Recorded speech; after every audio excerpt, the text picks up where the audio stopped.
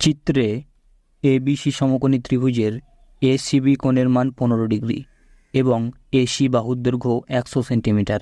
তাহলে এই এবিসি ত্রিভুজের ক্ষেত্রফল কত হবে? চলো নির্ণয় করি।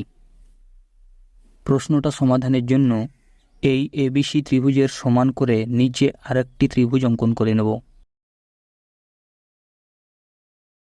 এই বিন্দুর নাম দিয়ে দিলাম ডি।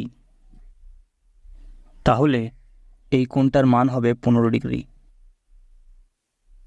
এবং ডিসি বাহুর দৈর্ঘ্য হবে এসি বাহুর সমান, অর্থাৎ 100 সেন্টিমিটার।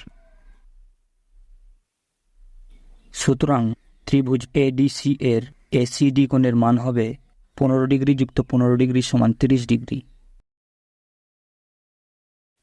এবার চিত্রে লক্ষ্য করো, এবিসি ত্রিভুজের ক্ষেত্রফল হবে এডিসি ত্রিভুজের ক্ষেত্রফলের অর্ধেক, অর্থাৎ ত্রিভুজ এবিসি এর ক্ষেত্রফল সমান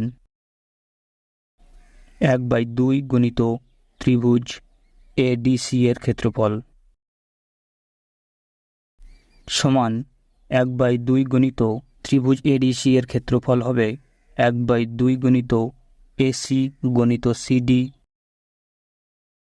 গণিত এসি এবং সিডি এর মধ্যবর্তী কোণের সাইনের মান, অর্থাৎ সাইন 30 ডিগ্রি সমান 1/4 গণিত এসি এর মান 100 গণিত সিডি এর মান 100 গণিত সাইন 30 ডিগ্রি এর মান 1/2 সমান, এটা হিসেব করলে হবে 1250 বর্গ সেন্টিমিটার।